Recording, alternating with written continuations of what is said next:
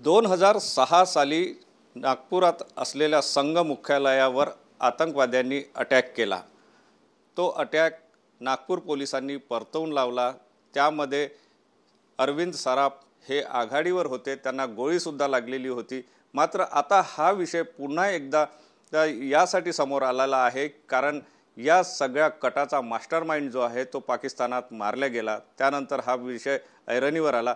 स्वतः अरविंद सराफ सर आपल्यासोबत आहेत। त्यांनी त्यावेळेसचा तो हल्ला कसा होता हे सगळं जवळून पाहिलेलं आहे आणि त्यांनी तो परतवून सुद्धा लावला।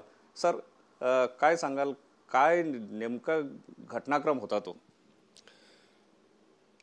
ज्यावेळेला संघ बिल्डिंगला घटना झाली त्याच्या 4-5 महिने अगोदर एक गुप्तचर संघटनांचा एक सिक्रेट मेसेज आलेला होता आमचे तत्कालीन पोलीस आयुक्त SPS यादव सरांना की नागपूर शहरात जे अतिसंवेदनशील भाग आहेत, हायपर सेन्सिटिव्ह एरियाज आहेत, पर्टिक्युलरली RSS पोदारेश्वर राम मंदिर आणि दीक्षाभूमी अशा ठिकाणांवर काही अतिरेकी संघटना हे हल्ला करणार आहेत आणि त्यांचा मेन टार्गेट होता RSS बिल्डिंग, डॉक्टर हेडगेवार स्मृती भवन आणि RSS बिल्डिंग महाल।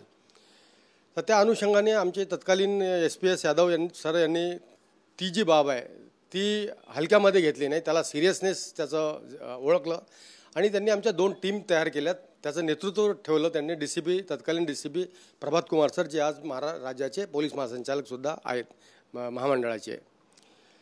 तर आमच्या 2 टीम जेव्हा तयार केल्या तर आमच्या दोन्ही टीमला राऊंड द क्लॉक त्यांनी सगळ्या हायपर सेन्सिटिव्ह आणि सेन्सिटिव्ह पॉईंटला चेकिंगचे आदेश दिलेत। त्यात प्रामुख्याने जे 5 ठिकाणं मी तुम्हाला सांगितलं त्याच्यावर आम्हाला कॉन्सन्ट्रेट करायला सांगितलं आणि एक सायफर कोड मेसेज राहायचा। त्या सायफर कोड मेसेज आम्हाला सायंकाळी द्यायचे आणि त्या आधारावरच आम्हाला तिथे काय लॅक्युनाज आहेत, सिक्युरिटी संदर्भात काय लॅक्युनाज आहेत, त्या लॅक्युनाज चेक करून त्याची पूर्तता कशी करता येईल आणि अजून काय काय आपल्याला त्याच्यामध्ये वाढ करता येईल याच्या संदर्भात आम्हाला सगळे निर्देश दिलेले होते आणि ते निर्देश पोलीस स्टेशन कोतवालीमध्ये स्टेशन डायरीला एंट्री करून आम्हाला तो रिपोर्ट तत्कालीन DCP प्रभात कुमार सर यांना द्यायला लागायचा। त्याच अनुषंगाने आम्ही रोज राऊंड द क्लॉक अशी आमची पेट्रोलिंग सुरू होती। घटनेच्या दिवशी आम्ही रोजच्या प्रमाणेच अशी पेट्रोलिंग करत असताना काही दिवसापूर्वी बळकत चौकामध्ये, पंडित बच्छराज बळकत चौकामध्ये स्टुडंट इस्लामिक मुवमेंट सिम्मीच्या या अतिरेक्यांच्या फ्रंटल ऑर्गनायझेशनने तिथे पाईप बॉम्ब पेरून ब्लास्ट करायचा प्रयत्न केला होता। ते हॉटेल सूर्यामध्ये थांबले होते, नंतर ते पकडल्या गेलेत, हॉटेल सूर्या पण क्लोज करण्यात आलं। तर तिथे ऑलरेडी सिक्युरिटी फोर्स पण डिप्लॉय केलेली होती। त्या सिक्युरिटी फोर्सला चेकिंग करायचं आणि आतमधल्या RSS हेडक्वार्टरच्या आणि हेडगेवार भवनच्या लोकांना चेक करायचं काम आम्हाला डोळ्यात तेल घालून करायलाचे निर्देश देण्यात आले होते। त्याचप्रमाणे आमचं सगळं व्यवस्थित रोजचं काम सुरू असताना घटनेच्या आदल्या दिवशी आम्ही सगळं आमच्या चेकिंग आटोपून बळकत चौकात उभं होतो। तर तेव्हा एक पांढरी अँबॅसेडर कार लाल दिवा लागलेली सोनाबार गांधीबाग रोड सोनाबारकडनं आम्हाला येताना बळकत चौकाकडे येताना दिसली। लाल दिवाची गाडी आहे याचा अर्थ की त्याच्यात कोणतीतरी मोस्ट VIP आहे, म्हणून आमचं एक डिसिप्लिन फोर्स असल्यामुळे आम्ही सगळे शिस्तीत उभे होतो। तर ती गाडी जेव्हा आमच्या तिथनं पास झाली तिथे 2 पोलीस कॉन्स्टेबल उभे होते, सशस्त्र पोलीस कॉन्स्टेबल उभे होते। त्या गाडीतला जो बसलेला जो ग्रस्त आहे, जो लियाझन ऑफिसर आहे, तो डिसिप्लिन फोर्सचा असावा असं वाटला नाही, कारण त्याची बसण्याची पद्धत, त्याचे केस, बाकीचं ते सगळं, तो गाडी पास झाल्यावर कुठेतरी आम्हाला त्याच्या बाबतीत शंका आली आणि तसेच निर्देशसुद्धा गुप्तचर संघटनांकडून आलेले होते की अशा गाड्यांमधनं कुणीतरी, आणि तो एक ट्रेंड चालू होता त्यावेळेला। तर ती गाडी जेव्हा अशी पास झाली तर त्या गाडीला त्यांना जर प्रॉपर जर कुठे जायचं आहे, डेस्टिनेशन माहिती आहे हे जर माहिती नव्हतं तर त्यांनी तिथल्या अधिकाऱ्यांना, कर्मचाऱ्यांना विचारायला होतं। ती गाडी लकडापूलकडे समोर गेली, लकडापूलच्या समोर जाऊन ती थांबली आणि त्यातला एक जण उतरला। कदाचित त्यांनी रेकी केली असावी, तर त्यांना ती जी जागा आहे, ती गल्ली आहे, ती कुठेतरी ते भटकलेत। त्या गाडी त्यांनी जशी रिव्हर्स घेतली तसं आम्ही सगळे अलर्ट मोडला गेलो। अलर्ट मोडला घेऊन आम्ही ती गाडी जशी त्या याच्यातनं उतरली खाली त्या शाळेच्या दिशेला जायला गल्लीत, तसं आम्ही आतमध्ये गेलो। तोपर्यंत त्यांनी तिथले जे बॅरिकेड्स होते आतमध्ये, शाळेच्या आतमध्ये SRPचं एक प्लाटून होतं आणि तिथे कोणी ये जा करू नये म्हणून अडथळा म्हणून तिथे बॅरिकेड्स लावले होते। तर त्यांनी त्या बॅरिकेड्सला डॅश मारली होती आणि ते बॅरिकेड्सचे जे लोखंडी खांब आहेत ते त्यांच्या गाडीच्या बोनेटच्या समोरच्या भागाला अडकलेत। त्याच्यामुळे एक जण त्याच्यातनं उतरला आणि आम्ही जसं पोहोचलो आणि आम्ही आपल्या पोलिसीची एक भाषा असते त्या भाषेमध्ये जेव्हा त्यांना कॉशन दिलं, त्या कॉशनचं त्यांनी प्रॉपर उत्तर दिलं नाही किंवा त्याचा, आणि त्याच्यातनं एका जणांनी हँडग्रेनेड फेकला। तो हाफकॉक झाल्यामुळे नशीब आमचं बलवत्तर की तो फुटला नाही आणि आम्हाला काही इजा झाली नाही। आणि त्यांनी अंदाधून गोळीबार चालू केल्यावर आम्ही बस फायर सुरू केला आणि त्या बस फायरमध्ये 3 आतंकवादी 2 आतंकवादी आतमध्ये मेले आणि एक आतंकवादीचं झोपडच्या घराच्या तिथनं बाहेर जो निघालेला होता त्याला कदाचित होस्टेज करायसाठी निघाला असेल, तर त्याला पण तो बाहेर निघता क्षणात त्याला गोळीने ठार मारून तिने अतिरेक्यांना यमसदनी पाठवलं.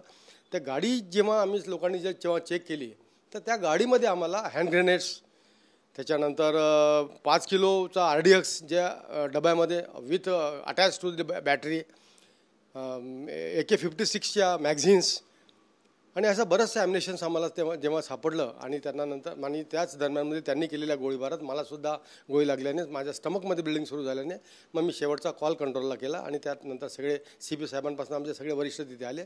मला गोळी लागल्यामुळे मला मेडिकलला पाठवलं आणि त्या तिघांनासुद्धा फर्दर प्रोसेस करता ट्रीटमेंट करता त्यांनी मेडिकलला पाठवलं. ते तिघांनाही ब्रॉड डेड असं त्यांनी डिक्लेअर केलं आणि मला तिथे ॲडमिट केल्यावर तत्कालीन डीन ज्या होत्या डॉक्टर विभाग रिदानी यांच्या नेतृत्वाखाली माझ्यावर उपचार करणं सुरू झालं. सर, तो हल्ला जो आहे तो किती भयंकर असा हल्ला होता? रात्रीच्या वेळेस तो पहाटेच्या वेळेस करण्यात आला. पहाटे जेव्हा सगळे लोक तिथले महाल परिसरातले सगळे जेव्हा गाढ साखर झोपेत होते, त्या गाढ साखर झोपेत असताना त्यांनी असं तीच संधी साधून लोकांवर अटॅक करून मोठा ब्लास्ट करून लोकांची मोठ्या प्रमाणात प्राणहानी करायची. आणि संघ बिल्डिंगवर जर अटॅक झाला तर एक धार्मिक तेढ निर्माण होऊन संपूर्ण देशात एक उद्ध्वस्त वातावरण निर्माण करण्याचा त्यांचा तो प्रयत्न होता. कारण ते फिदाईन्स होते. फिदाईन्स म्हणजे स्वतःचा जीव देऊन आपल्या संघटनेसाठी आत्मबलिदान द्यायचं असा त्यांचे ते 3 टेररिस्ट तिथे संघ बिल्डिंगला अटॅक करायला आले होते. आणि त्याच्यात आम्हाला यश मिळालं.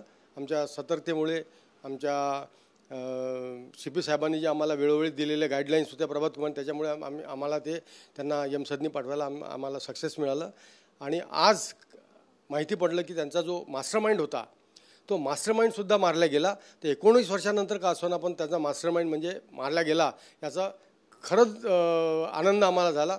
फक्त एकच आहे की जर तो त्या तीनमध्ये जर तो चौथा जरी असता तर तो त्याच वेळेला 2006ला यमसदनी गेला असता तर त्याचा एक आनंद वेगळा झाला असता आम्हाला. सर, अशा प्रकारच्या ज्या घटना आहे, RSS हेडक्वार्टर अतिशय सेन्सिटिव्ह पॉईंट आपल्या इथला समजला जातो. या ठिकाणी सुरक्षा व्यवस्था आता तर वाढवण्यात आली त्या घटनेच्या नंतर, मात्र कशा प्रकारे प्रिकॉशन घ्यायला पाहिजे? जर एखाद्या गुप्तचर संघटनांनी किंवा आपल्या वरिष्ठांनी कोणत्याही प्रकारचा जर अलर्ट मोड मेसेज जर दिला तर त्या अलर्ट मोड मेसेजला कॅज्युअल घ्यायचं नाही. एक पद्धत कशी आहे की वरिष्ठ अधिकाऱ्यांकडनं मेसेज येतो, तो मेसेज खालच्या अधिकाऱ्यांकडे जातो, खालचा अधिकारी खुप्यापर्यंत देतो आणि त्या खुप्याला त्यात इंग्रजीमध्ये किंवा त्याचे जे लँग्वेज असतात ते समजलं त्याच्यातलं गांभीर्य यंदा ओळखता येत नाही. तर जर वरिष्ठ अधिकाऱ्यांनी किंवा त्यांचे जे प्रमुख असतात पोलीस स्टेशनचे त्यांनी जर याचं जर गांभीर्य जर ओळखलं आणि प्रत्येक वेळा रोल कॉलला सांगितलं किंवा लोकांमध्ये जर जागृती केली, आता लोकांमध्ये असं आहे की लोकांना आपल्या शेजारी कोण राहतो याची जाणीव नसते. कोण जास्त पैसा खर्च करतो, कोण यांच्या घरी जास्त वेळेवर येतो, कोण दार बंद करून जास्त वेळ राहतो, या सगळ्या छोट्या छोट्या गोष्टीवर जर यांनी जर लक्ष दिलं ना तर असे जे अंतर्गत जे किटाणू आहेत हे संपवायला काही वेळ लागणार नाही. अंतर्गत किटाणूमुळेच या लोकांना रेखी करायचं बळ मिळतं आणि हे आपल्या इथून असे विध्वंस करायचा प्रयत्न करतात. सर, या सगळ्या कटाचा मास्टरमाइंड जो आहे तो आता मारला गेलेला आहे. तुम्ही ज्याप्रमाणे म्हटलं की त्यावेळेस जर तो असता तर तेव्हाच 19 वर्षापूर्वी तो मारला गेला असता. अशा प्रकारे म्हणजे आता या घटनेला 19 वर्ष झाले.